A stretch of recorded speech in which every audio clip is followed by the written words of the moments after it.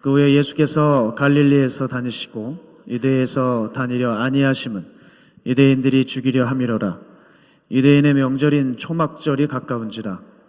그 형제들이 예수께 이르되 당신이 행하는 일을 제자들도 보게 여기를 떠나 유대로 가소서. 스스로 나타나기를 구하면서 묻혀서 일하는 사람이 없나니 이 일을 행하려 하거든 자신을 세상에 나타내소서 하니 이는 그 형제들까지도 예수를 믿지 아니함이로라. 아멘. 할렐루야. 네, 여러분 정말 반갑습니다. 제가 늘 말로만 듣던 함께 지어져가는 교회에 잠시 섬길 수 있게 돼서 여러분 기쁘게 생각합니다. 이 귀한 교회에 부족한 종을 초대해 주셔서 감사드리고요. 여러분 기쁘시죠? 네, 저만 기쁜 것 같습니다. 네, 마스크를 다 쓰고 계셔서 표정을 잘 볼 수가 없어서 아쉬운데, 여러분 제가 개인적으로 이 미국을 온 소회를 밝히면 저는 어릴 적부터 이 미국을 좋아하게 되었습니다. 그 이유는 제가 어렸을 때 나홀로 집에라고 하는 영화가 있었어요. 맥컬리 컬킨이라는 아역 배우가 아주 열연을 펼쳤는데 그때 이제 크리스마스를 배경으로 나왔습니다. 물론 뭐 내용은 도둑 때려잡는 얘기인데 그 내용들이나 모든 이 미국의 상황들, 뉴욕이 참 그렇게 아름다워 보였어요. 그때부터 제 마음속에 뉴욕을 품었습니다. 할렐루야. 그래서 제가 뉴욕을 또 오게 돼서 이게 웬일인가 제가 꿈을 이뤘습니다. 그리고 9년 만에 또 제가 여기 오랜만에 나타났는데요. 미국으로 올 때마다 미국은 선교지는 아니지만 만약 선교사로 부르신다면 난 미국 선교를 하고 싶다 싶을 정도로 이상하게 미국이 동경이 됐습니다. 그리고 특히 이 뉴저지라고 하는 동네는 참 아름다운 것 같아요. 동네만 아름다운 게 아니라 여러분 얼굴도 아름다우십니다. 인상도 참 좋으십니다. 제가 2주 동안 하여간 실실 웃으면서 계속 설교할지도 모릅니다. 저는 강하게 설교를 하는 편인데 여긴 왠지 기분이 좋습니다. 참 아름다운 분들과 아름다운 공간에서 하나님의 아름다운 말씀 증거할 수 있게 되어서 기쁘게 생각합니다. 제가 이제 하나님 말씀 좀 시작해 보려고 하는데요. 여러분도 삶에 목적이 있으십니까? 인생의 목표가 있으시죠? 여러분 목적 없는 인생은 참 불쌍합니다. 왜 살아가야 하는지, 도대체 왜 내가 여기 있는지 깨닫지 못하는 것이죠. 저도 하나님께서 종으로 부르셨어요. 저는 제가 목사가 될 줄은 전혀 꿈에도 몰랐습니다. 처음에 제가 종으로 부름받고 우리 박 목사님을 하나님께서 멘토로 지정해 주셔서 인천에 오르락 내리락 할 때였습니다. 여러분 제가 목사 같습니까? 목사 같나요? 처음에 제가 박보영 목사님 계신 사택에 갔더니 저보고 웨이터 같대요. 아니 내가 왜 무슨 웨이터야? 말이 안 되지 않습니까? 왜 내가 웨이터입니까? 하여간 그때 2000년도 초반에 그렇게 제가 파마를 하고 나타났어요. 머리가 길러서 이렇게 띠를 잠깐 한번 한 적이 있습니다. 머리가 흘러내려서. 그랬더니 저를 종으로 안 보는 거예요. 그러니까 우리 박 목사님 반듯하시지 않습니까? 그리고 거기 종들이 다 반듯해요. 근데 제가 머리띠를 하고 있으니까 아마 충격을 받은 모양입니다. 제가 여러분 자꾸 비웃으시는데 내일부터 머리띠를 하고 나타나는 수가 있어요. 그럼 아마 설교를 잘 들으실지도 모르겠습니다. 어쨌든 제가 종으로 그렇게 부름을 받았는데 목사님과 대화를 나누면서 제 파마는 거기서 끝났습니다. 우리 뉴저지 시민 여러분, 저는 그러나 염색은 한 적은 없습니다. 딱 파마까지만 하고 그냥 그걸로 끝나버렸는데 제 안에 박 목사님을 보면서 목적이 생겼어요. 나도 한번 쓰임 받아보고 싶다. 종이라고 한다면 하나님께 딱 붙들리는 것이 얼마나 영광스러운 일인가, 저는 그런 생각을 했습니다. 근데 그래서 제가 그때부터 계속 기도를 했어요. 하나님 어떻게 하면 쓰임 받을 수 있습니까? 지하철 전도하라고 하면 정말 둘째 가면 서러울 정도로 제가 지하철 전도를 열심히 했어요. 일부러 막 지하철을 일부러 가서 했습니다. 학교 갈 때만 한 게 아니에요. 왜 그랬느냐? 제 안에 각인론이 있습니다. 각인론. 이게 뭐냐? 하나님의 각인이 되려면 좀 충격적인 하드코어로 가야 될 것 같은 거예요. 그래서 지하철을 진짜 열심히 하고 산에 올라가면 내려오지 않았습니다. 정말 매일같이 올라갔어요. 이렇게 하시면 하나님이 나를 기억해 주실까 했어요. 또 박 목사님 노숙인들 섬기지 않으십니까? 노숙인들을 제가 늘 정기적으로 가서 섬겨서 어느 시간이 지나니 형 동생 하는 사이가 되었어요. 그런데 여러분, 제가 지금 돌아보니까 얼마나 겁없는 기도였는지 몰라요. 여러분, 쓰임 받는 분들 혹시 보셨습니까? 자기 생활이 없어요. 우리 박 목사님 또 아프리카 가셨지 않습니까? 제가 겁도 없이 쓰임 받게 해달라는 기도를 너무 많이 한 거예요.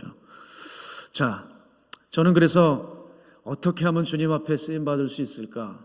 제 앞에 주어진 것이라고 한다면 최선을 다했어요. 박 목사님이 저를 찬양 인도를 시켜주셨습니다. 주님 앞에 이렇게 이 강단에서 승부를 걸면 되는 줄 알고 너무 하다 보니까 그만 성대가 파여버렸어요. 성대 수술을 하고 저는 설교를 못할 줄 알았는데 하나님께서 다 이렇게 회복시켜 주셔서 여러분 앞에 서게 되었습니다. 왜 그랬느냐? 좀 기억되고 싶어서요. 기억되고 싶었어요. 그때 무렵이었습니다. 제가 어디서 사역을 했냐면, 제가 전도사 배지 처음 달고 성도가 한 명도 없는 그곳을 하나님께서 보내주셨어요. 근데 제가 이 미국을 오는데 문자 하나를 받았어요. 그 문자는 바로 제가 처음 미자립교회에 사역을 했는데 그 교회 사모님이셨습니다. 목사님, 기도 부탁드립니다. 이 목사님이 오래 못 가실 것 같아요. 목사님이 그동안 우리를 도와주셔서 너무 감사했습니다 하면서 문자가 나왔어요. 그 목사님이 누구냐면 그 사모님의 남편이십니다. 그 교회가 너무 어려운 거예요. 그러니까 막노동을 하지 않으면은 도무지 교회를 운영할 수 없는 교회였습니다. 성도는 한 명도 없고. 그렇게 척박한 상황 가운데 목사님은 목회 의지가 없으셨고 사모님이 열정을 가지고 끌고 가시는 그런 교회였죠. 그 사모님이 저에게 문자 오신 겁니다. 우리 남편 목사님이 이제 폐암 4기로 이제 죽음을 코앞에 두고 있다. 통증이 좀 없게 해달라. 기도 좀 해주십시오. 그 문자를 봤는데 제가 너무 놀랐습니다. 아니, 그렇게 건강하셨던 분이 그만 폐암에 걸리신 거예요. 그러면서 제가 이제 신학교 3학년 때쯤이었습니다. 제가 강원도 춘천산입니다. 여러분, 강원도 분 혹시 여기 계십니까? 없으시군요. 그냥 설교는 하겠습니다. 한 춘천에서 이제 제 고향교회에서 사역을 하다가 신학교 3학년쯤에 이제 인천으로 올라오고 본격적인 마가의 다락방에서 훈련이 시작됐습니다. 저도 사역을 해야 되지 않을까 했는데 사역지를 고르는데 도대체 어디를 가야 될지 모르겠어요. 제 신학대학의 학교 종합관에 이것저것 전도사 공고가 붙어 있더라고요. 그런데 제가 그걸 보는데 이런 마음이 들었습니다. 하나님, 저기는 제가 안 가도 다른 사람이 다 갈 것 같습니다. 하나님, 제가 갈 수 있는 곳을 보내주십시오. 꼭 필요한 교회를 보내주십시오. 여러분, 하나님은 정말 이런 기도를 아주 금방 들어주십니다. 이런 기도는 여러분이 지금부터 자녀가 잘 되게 해달라, 너 남편이 승진을 하게 해달라, 통장에 가득가득 채워다게 해달라는 기도는 하나님 들어주시지 않는데 꼭 이런 기도는 바로 응답을 해주셔요. 신학대학교 때였습니다. 하나님, 내가 이제 종이 돼야 되는데 이런 성격 가지고는 안 될 것 같습니다. 모욕을 좀 당하게 해주세요 했더니 바로 응답을 하시는 거예요. 정말 새파란 애들한테 모욕을 당하는데 학교 생활을 못 하겠더라고요. 부르르르 떠는 일이, 그런 일들이 있었습니다.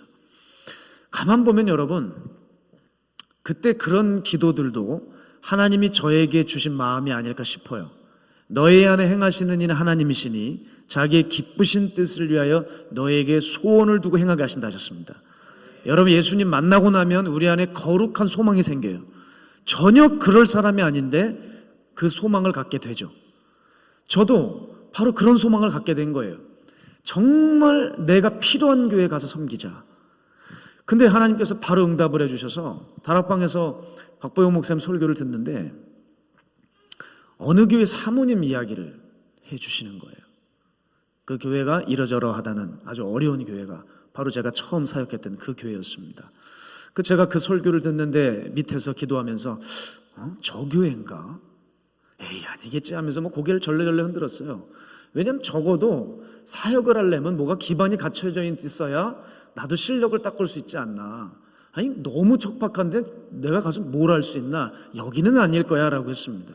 근데 그 순간 하나님께서 제 기도를 딱 막으시는 거예요. 아니 기도가 갑자기 안 돼요.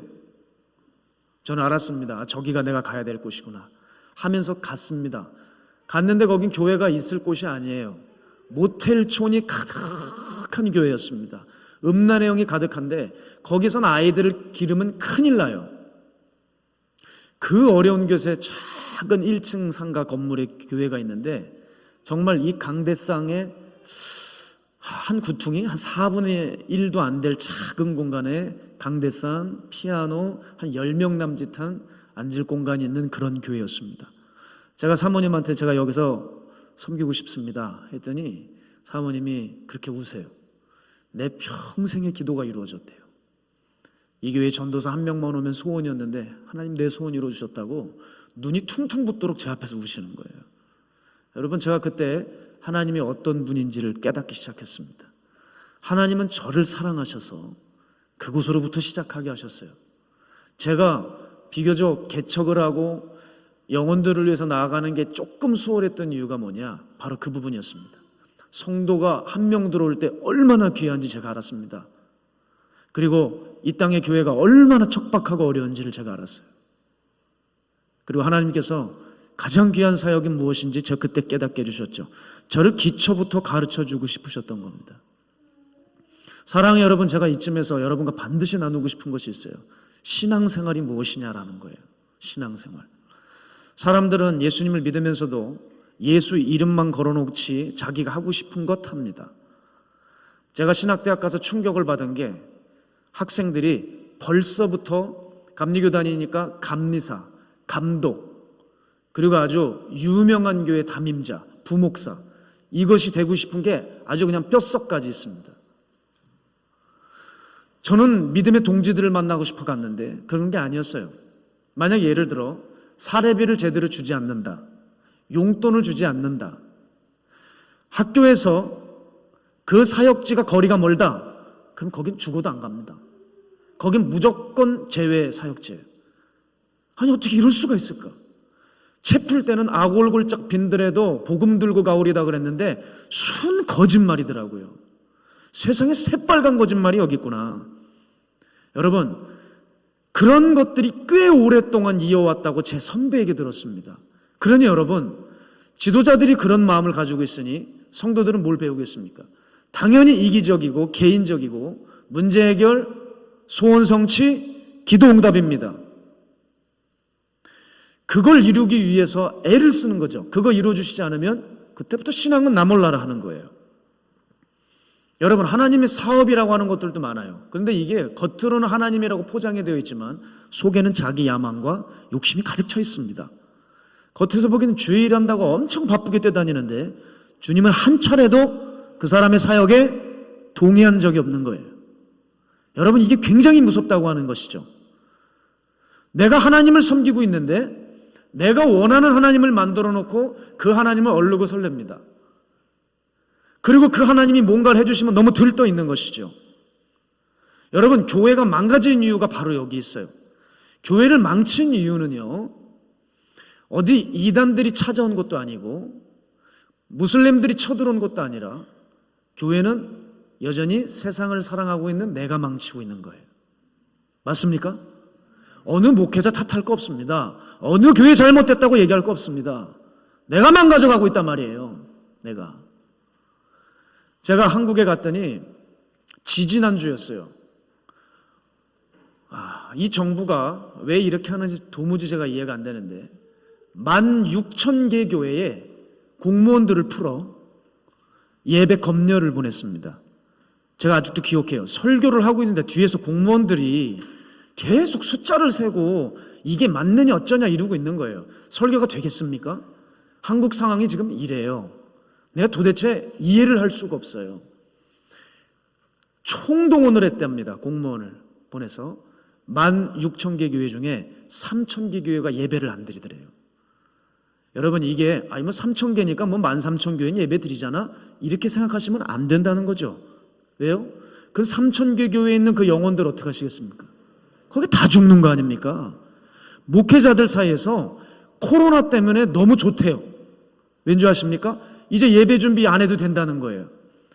코로나가 단계가 올라갈수록 셧다운으로 내려버리면 되고 대충 카메라로 찍으면 되고 신방 같은 거 안 해도 되고 목회가 너무 편하다는 얘기예요. 세상에 사람들이 이렇게 길들여져 버리는 것이죠.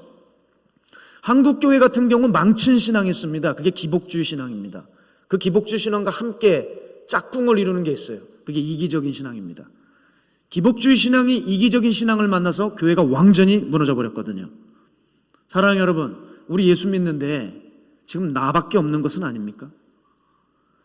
제가 미국을 오다 보니까 예전에 미국에 있었던 어떤 사람의 기록을 보고 내가 이 부분은 꼭 여러분과 나눠야 되겠다고선 적어왔어요.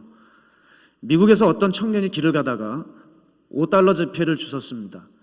이게 한국 돈으로는 6,000원어치인데 이게 너무 기쁜 나머지 그 다음부터 땅만 쳐다보면서 땅에 뭐가 있는지 한평생을 그러고 다 살았다는 거예요. 그래서 그 한평생 동안 모은 거를 자랑을 하는데 제가 기가 막혀가지고 적어왔어요. 여러분 들어보세요.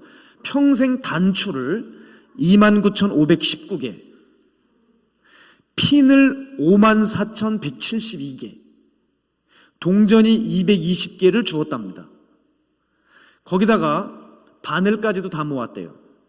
여러분, 이 청년이 말로에 어떻게 됐는지를 보여주는데 늙어 죽게 되었을 때 이 청년의 허리가 이렇게 굽어져 있고 성격은 아주 난폭한 상태가 되어 있다는 거예요.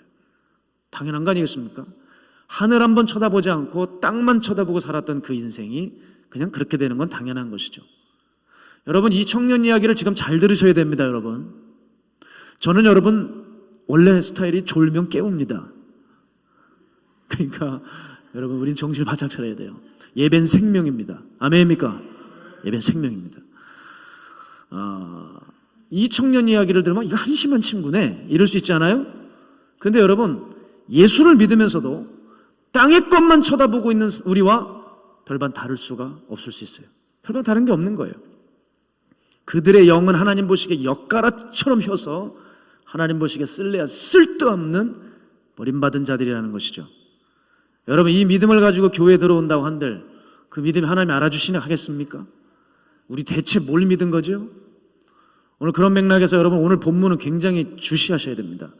왜냐하면 예수님의 형제들이 믿음이 없었다고 말합니다. 아니, 믿지 않았다고 합니다. 누가요? 예수님의 형제들이요. 믿지 않았대요. 예수님이 하시는 모든 기적과 이사와 말씀들을 옆에서 듣고 그분의 손끝에서 나는 기적들 다 보고 경이롭게 여겼지만 예수님을 믿지 않았대요. 그 단서는 어디 있느냐? 왜 그렇게 됐느냐? 6장에 나와 있어요. 6장에 예수님께서 벳세다 뜰에서 오병이어를 먹이고 나서 딱 영생의 말씀을 전하시는 거예요. 그때 사람들이 수군거리고 나는 이 말씀이 어렵도다 하는 거예요. 어렵다는 얘기는 뭐냐? 싫다 이거예요. 듣기 싫으니까 그 많은 사람들이 다시는 예수님 옆에 있지 않았대요. 그러고서 바로 7장에 들어오는 겁니다. 그들만 아니라 예수님의 형제들도 믿지 않았다는 것이죠. 자, 이들의 믿음은 뭐예요? 자기의 기준대로 정해놓은 믿음입니다. 여러분, 이 믿음 믿음입니까? 아닙니까? 대답을 빨리 하셔야 전 설교를 1시간을 해버리는 수가 있습니다. 여러분, 어떻습니까? 이 믿음입니까? 믿음이 아니죠. 여러분, 이거 믿음 아닙니다. 하나님이 개입되시자는 건 믿음이 아니에요. 요즘 사람들도 마찬가지거든요. 복음은 듣기 원해요. 내가 영적인 사람이 되고 싶어 합니다. 그런데 영적인 메시지 던져주잖아요? 그럼 그거 싫어해요. 그래 놓고서 나는 유튜브로 영적인 목사, 영적인 목회자, 영적인 교회 찾고 다녀요. 얼마나 딱한지 모르겠습니다. 복음을 들어도 내가 듣고 싶은 것만 뽑아 들어요. 내가 믿고 싶은 것만 믿어버립니다. 유튜브 시대가 굉장히 위험한 게 뭐냐면 클릭 한 번만으로, 이 손가락 하나로 전 세계에 쏟아지는 말씀을 내가 원하는 말씀만 뽑아가지고 들을 수 있는 시대가 되었어요. 신기하지 않습니까? 내가 어느 목사님이 설교와 강의를 듣고 싶으면 이제는 더 이상 비행기 끊을 필요 없습니다. 손가락 하나면 그 사람 설교를 들을 수 있습니다. 그런데 이것 때문에 지금 얼마나 사람들 안에 영적으로 타락하고 변질되고 오염되어 가고 있는지 모르겠습니다. 사랑하는 여러분, 참된 믿음은 무엇이라고 생각하십니까? 참된 믿음, 예수를 아는 것이 아니라 예수를 따를 수 있어야 됩니다. 아멘이시죠? 따를 수 있어야 돼요. 만약에 예를 들어 임준영 목사님 유튜브에서 보다가 직접 보니까 더 멋있으십니다.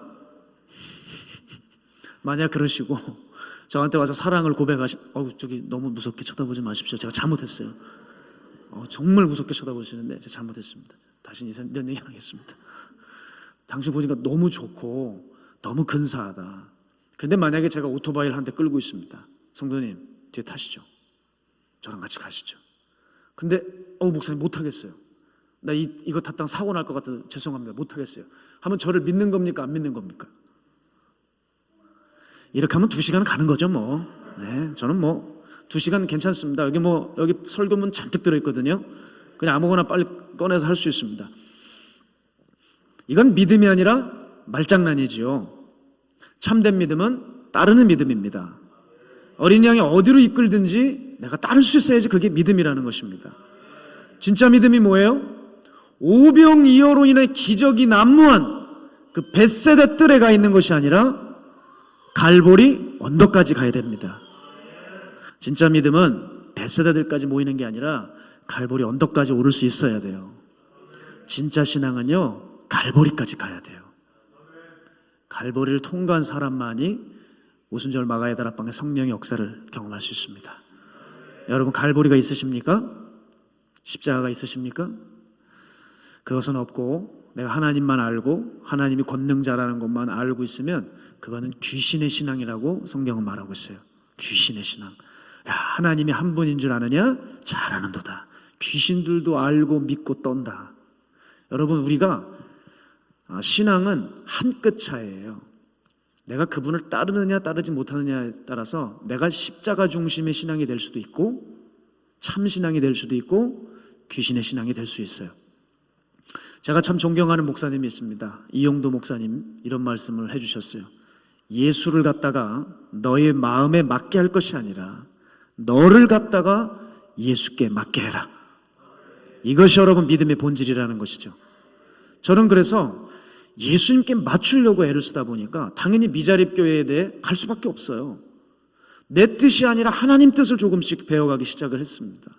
이제 그 교회에 들어갔습니다. 여러분 성도가 딱 한 명 있는데 어른 성도는 없고요. 초등학교 4학년짜리 아이가 거기 앉아 있더라고요.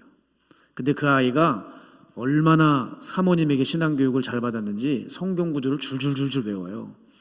그리고 학교 가서도 날마다 기도하고 전도하고 저하고 함께 사역을 하면서 아이의 꿈이 바뀌었어요. 전사님, 저도 전사님처럼 전사님 다녔던 신학대학교를 가고 싶습니다. 그래요. 그래서 야, 너 진짜냐?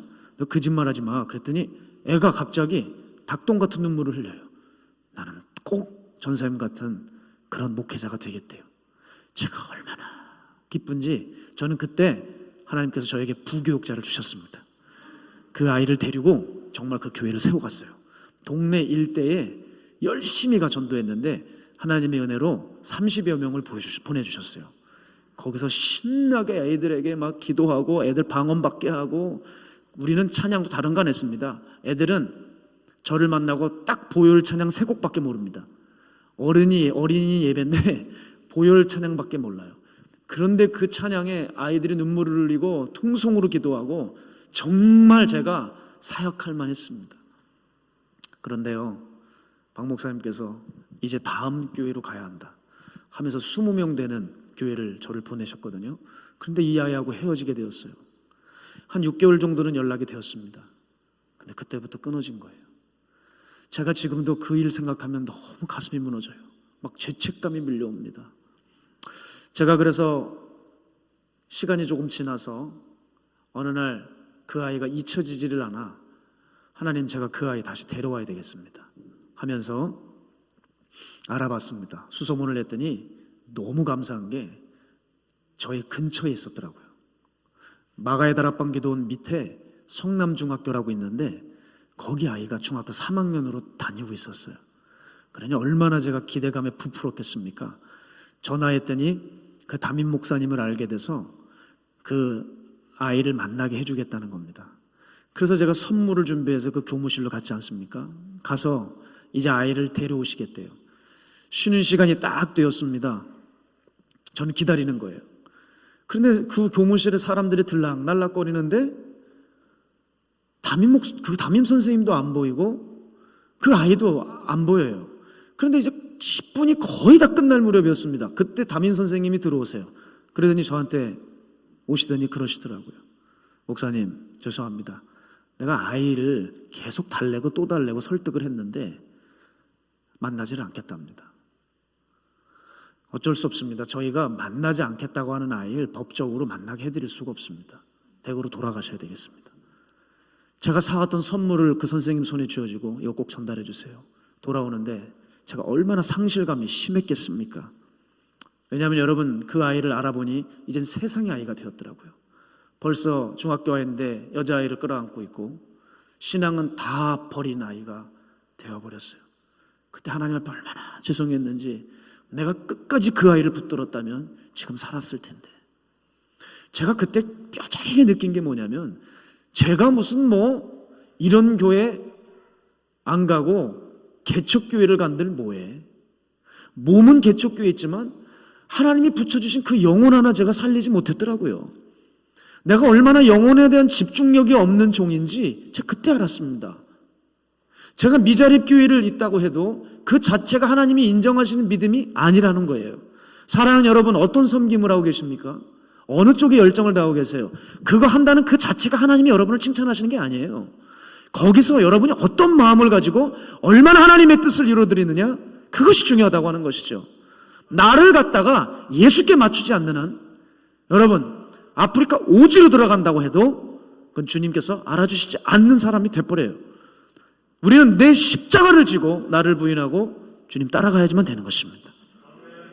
저에게 다시 한번 하나님께서 기회를 주신다면 제가 그 아이 놓치겠습니까? 안 놓치겠습니까? 절대 안 놓칩니다. 2번 다시 안 놓칩니다. 제가 어제 이 설교를 준비하는데 책상에서도 눈물이 나더라고요. 얼마나 눈물을 닦고 올라왔는지 몰라요. 사랑하는 여러분, 우리의 열정과 헌신과 충성을 점검해 보셔야 돼요. 이게 하나님께 맞춰져 있는가? 입술로는 하나님을 위해서예요 그러는데 그가 한꺼풀만 딱 벗겨버리면 거기에 내 욕심이 있고 내 만족이 있다고 한다면 하나님 우리를 받으실 수 없어요. 아무리 종교적인 언어로 종교적 명분을 갖다 붙여 보십시오. 하나님은 냄새난다고 고개를 돌리실 것입니다. 여러분, 우리 교인들의 모습 혹은 거대해진 한국교회의 모습이 바로 저는 성경에 보면 삼손이라고 생각했어요. 여러분, 삼손을 여러분 잘 보셔야 됩니다. 삼손은 지금 현재 교회의 상황이기 때문입니다.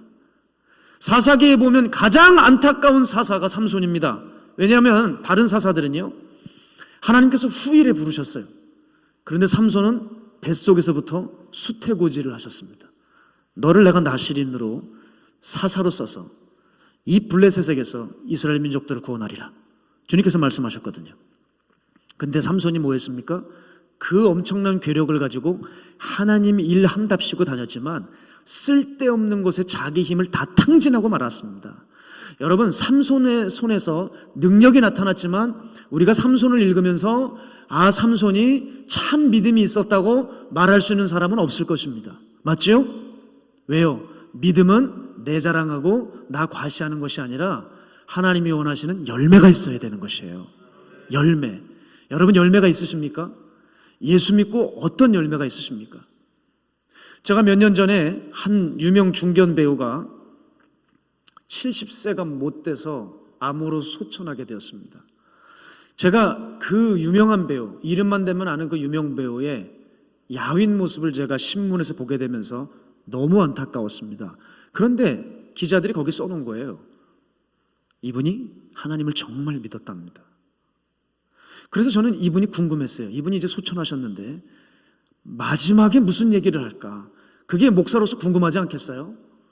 이분이 뭐라 그랬냐면, 이런 연기를 하려면 적어도 40년에서 50년이 걸리는데 지금 죽으면서 아까운 거는 내 연기뿐이다, 이 말을 했더라고요. 제가 충격을 받았어요. 아, 이렇게 연예인들이 신앙생활을 한다고 하지만 각자의 신앙의 색깔을 가지고 각자의 하나님을 가지고 만나고 살아가는구나. 여러분, 만약에 이분이 진짜 신앙인이었다면 이렇게 고백을 했었어야죠. 나는 하나님의 은혜로 이 땅에서 너무 많은 사람들에게 과분한 사랑을 받았습니다. 난 정말 죽을 죄인인데 하나님이 나를 구원해 주셔서 감사합니다. 만약에 그 한마디만 그 기자와 인터뷰를 했으면 한국이 그녀의 죽음을 보고 충격을 받았을 거예요. 정말 종들이나 성도들이, 교회들이 깨어났을 수도 있습니다. 왜 이렇게 유명인사나 끌끌한 사람들이 신앙에 대해서 얘기를 할 때 보면 이렇게 빗나가 버리는지 모르겠어요. 여러분, 신앙인이라고 한다면 이럴 수 없지요. 그 이유는 뭐예요? 예수를 영접했어도 바른 믿음을 배우지 못했기 때문입니다. 여러분, 우리도 얼마든지 이렇게 될 수 있어요. 여러분, 여기 있는 저는 이러지 못하겠습니까? 저도 이렇게 변질될 수 있어요. 얼마든지 예수님 말고 좋은 게 많은 사람이 될 수 있어요. 그러니 우리가 진리를 날마다 듣고 배울 수 있다는 것은 엄청난 유익이죠. 조 목사님을 통해서 진리를 배우고, 이번에도 박 목사님 오셔서 얼마나 많은 신앙의 A부터 Z까지 알려주셨겠어요. 그렇죠? 이게 여러분 얼마나 복인지 몰라요. 마지막 시대에 정말 챙겨야 될 신체 부위가 있어요. 그게 귀예요. 여러분, 이 들을 수 있는 귀가 막혀버리면 그 영은 지옥 가야 됩니다. 사람은 자기 마음 안에 있는 것이 들리게 되어 있어요. 그런데 그 진리가 안 들리면 여러분의 신앙은 여러분 가짜입니다. 그리고 불신앙은 무엇이냐? 그 진리를 소홀히 하면 불신앙인 거예요. 불신앙은 예배 안 드리는 게 불신앙이 아니에요. 예수님의 진리를 모르는 게 불신앙이란 말이에요. 근데 사람들은 귀는 신경 쓰지 않고 뭐만 합니까? 눈만 신경 쓰는 거예요. 눈만. 내 보이는 것을 탐하는 거예요. 그러니까 신앙은 확 빗나가 버리고 마는 것이죠. 그것의 대표주자인 사람이 누가복음 12장에 나오는 사람이에요.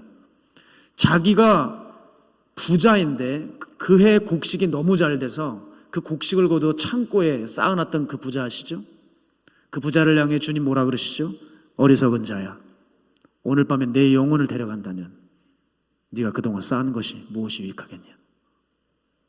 바로 이렇게 하나님에 대해서 부여하지 않고 자기에게 부여한 자가 이와 같으리라 주께서 말씀하셨습니다. 여러분, 우리의 눈과 귀가 오직 하나님을 향해야 될 때입니다. 마지막 때라서 선자는 넘어지게 만들 것이고 정말 하나님의 택한 자도 미혹하여 꼬꾸러뜨리는 시대입니다. 여러분, 우리가 정신 바짝 차리지 않으면 안 돼요. 여러분의 눈이 지금 뭘 쳐다보고 있는지 생각해 보십시오. 자녀 입시나 통장이나 사업 수완이나 이런 데 잔뜩 여러분 신경 쓰고 있습니까? 제가 저희 교회에서 늘 얘기하는 게 있어요. 우리는 하나님의 성도다. 성도면 성도로서 자존심을 좀 지키자는 거예요. 땅의 것을 그렇게 혈안이 되어 있으며 내가 하나님의 자녀라고 하고 내가 교회에서 장로고 권사고 그럴싸하게 종교적인 제스처 취하고 교회 생일 빠삭하게 안다고 해서 뭐가 달라지겠냐는 것입니다. 우린 조심해야 돼요. 제가 이번에 비행기를 타고 오면서 깨달은 게 뭐냐, 야, 내가 살았던 동네가, 내가 이렇게 중요하게 여겼던 이 동네가 정말 이렇게 아무것도 아니었나 싶었습니다. 비행기가 창공으로 오를수록 사람들이 애지중지한 게 보여지질 않고 점이 되어버리더라고요. 그렇게 한참 하늘에 올라가다 보니 내가 믿고 의지했던 것이 이 세상의 부분이었구나. 올라갔더니 전체가 보이기 시작하더라고요. 여러분, 예수 믿는 게 왜 유익한 줄 아세요? 철이 금방 든다고 합니다. 예수를 믿으면, 예수님을 소유하게 되면 보는 게 달라져요. 부분에만 혈안되어 있던 우리들의 그런 관점이 전체를 볼 수 있는 눈으로 바뀌는 거예요. 여러분, 그 예수님을 소유하셨습니다. 기쁨이 있으십니까? 전체를 보는 그 눈이 생기는 거예요. 따라서 우리 무엇을 해야 되느냐? 나를 하나님께 맞추는 신앙의 기초를 다져야 된다는 것이죠. 그것이 정금 같은 신앙이고, 이 신앙을 달라고 오늘부터 기도해야 될 것이고, 우리 삶에 고난이 닥칠지라도 고난을 통해서라도 이 믿음 달라고 우리는 기도해야 될 것입니다. 하나님은 제 삶에 이렇게 이 모양 저 모양으로 다루셨어요.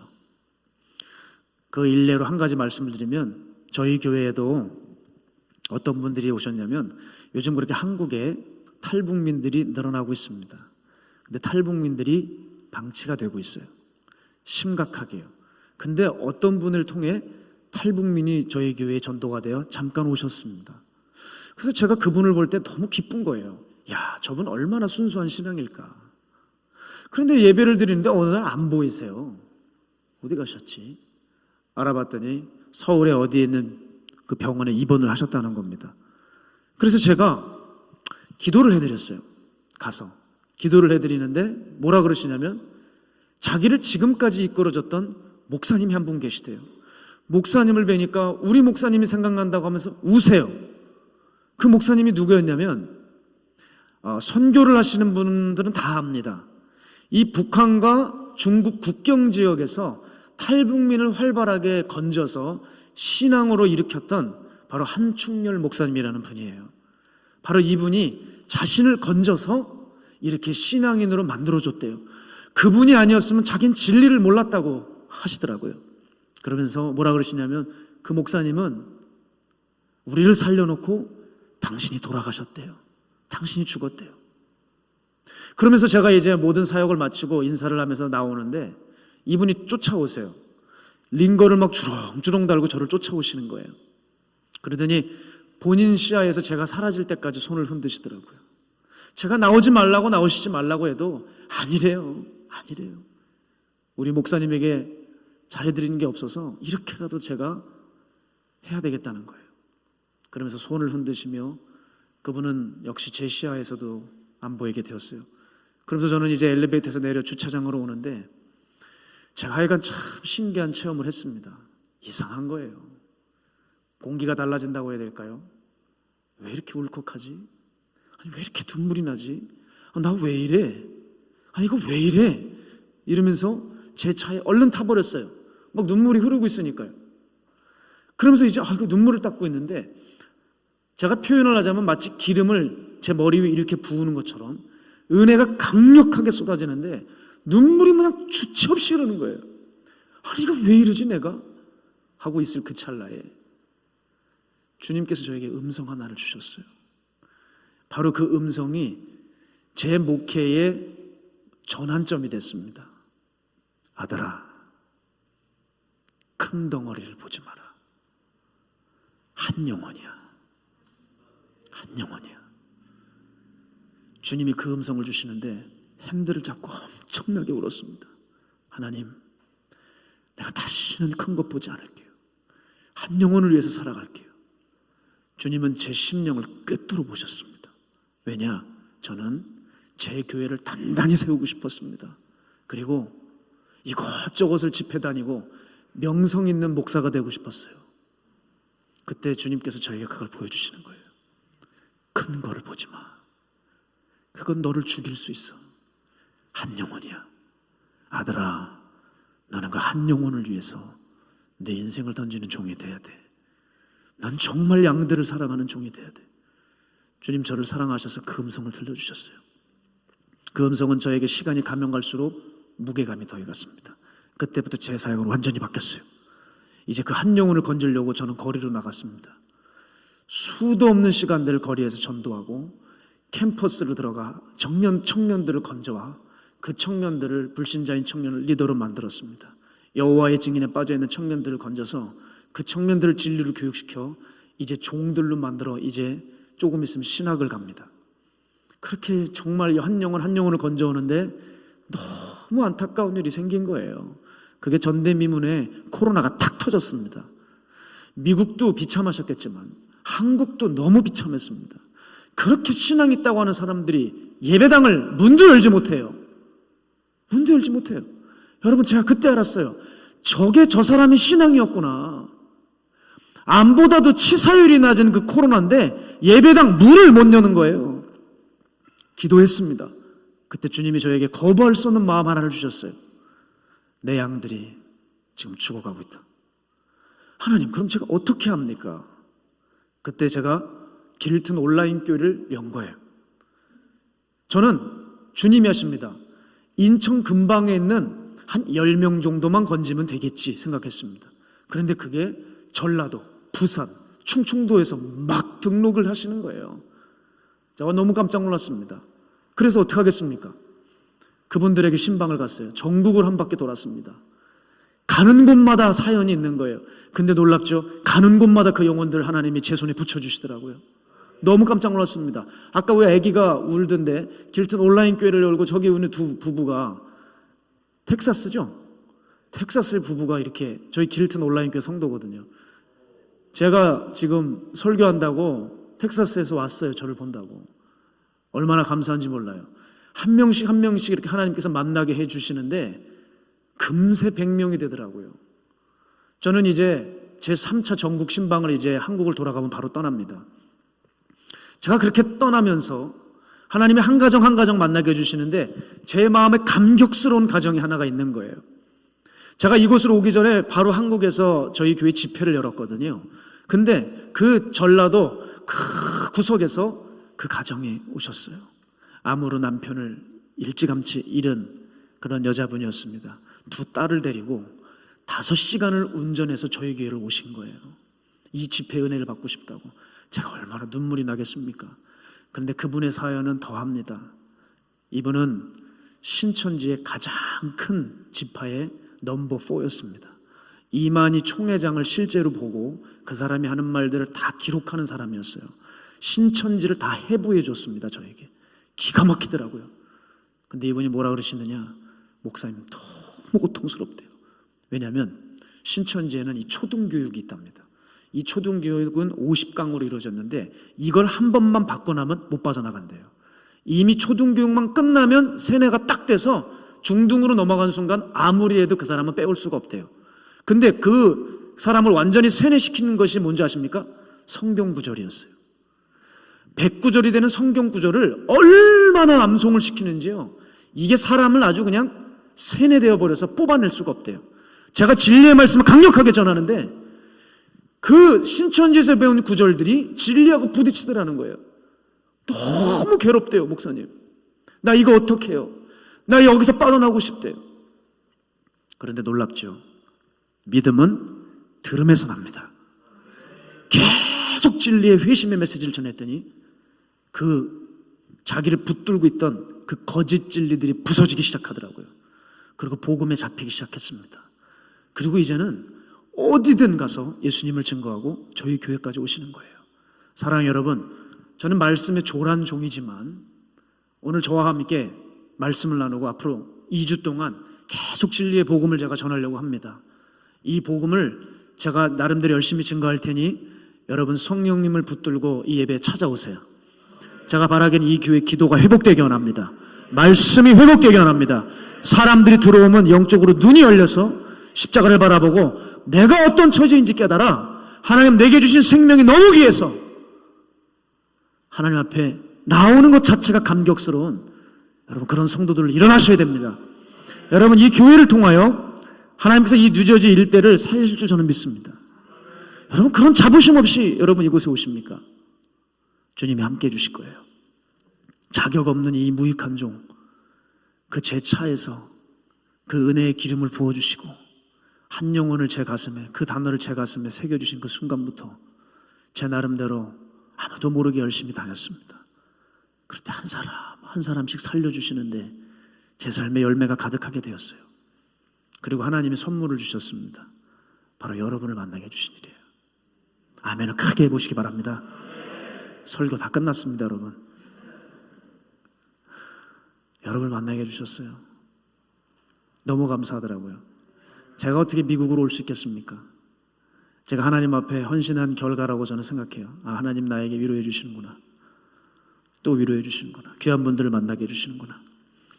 이 모든 게 너무 감사해서 박 목사님과 박 목사님 가족들은 모르지만 제가 몰래 엄청 울다가 나왔습니다. 어젯밤에도 그렇게 눈물만 나더라고요. 열심히 그렇게 손으로 눈물을 훔치다가 제가 이 자리에 섰습니다. 말씀을 정리하고 싶습니다. 여러분 우리의 믿음은 지금 어디에 묶여 있습니까? 헛된 것입니까? 아니면 유익한 것입니까? 신앙의 연수는 우리에게 차오르는데 여러분 우리는 점점 더러운 그릇이 되어가고 있는 거 아닙니까? 여러분 질그릇, 깨지기 쉬운 질그릇이라도 괜찮으니 주인의 손에 쓰임받는 그릇이 되셔야 됩니다. 성경은 예수님 옆에 있던 예수님의 형제들도 별 수 없이 믿음이 없었다고 말해요. 믿지 않았다고 합니다. 여러분 어떤 믿음을 가지고 계십니까? 오늘 이제 더 이상 나를 주장하지 말고 예수를 원하는 그 복음이면 충분한 여러분 그 믿음으로 변화되시길 주 여러분 축복해요. 여러분의 신앙의 궤도는 주님께 있습니까? 아니면 내 뜻에 있습니까?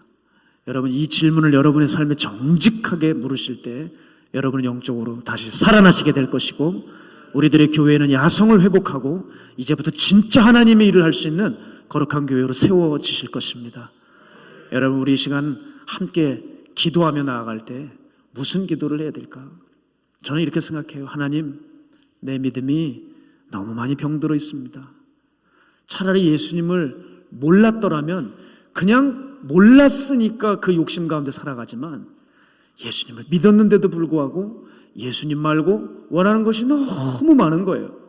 더 욕심쟁이가 되어버린 것이죠. 그래서 오히려 예수님 믿은 것이 화가 되어버리는 거예요.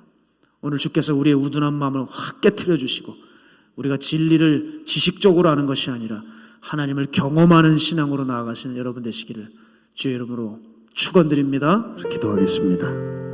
하나님,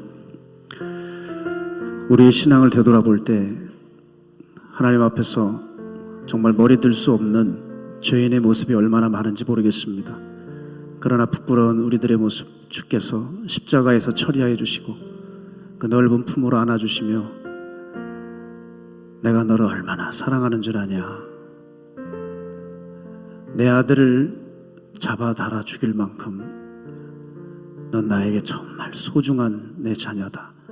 주께서 이렇게 품어주시고 십자가 앞에 나올 수 없는 우리들을 이곳까지 이끌어 주셔서 당신의 생명을 우리에게 허락해 주신 은혜 참으로 감사드립니다. 이제 하나님, 우리가 살 길은 정해져 있습니다. 은혜를 받은 자답게 은혜로 살게 하여 주시옵시고, 더 이상 나의 뜻을 주장하지 않고 예수님만 사랑할 수 있도록 붙들어 주시옵소서. 한 영혼이 천하보다 귀하다 하셨습니다.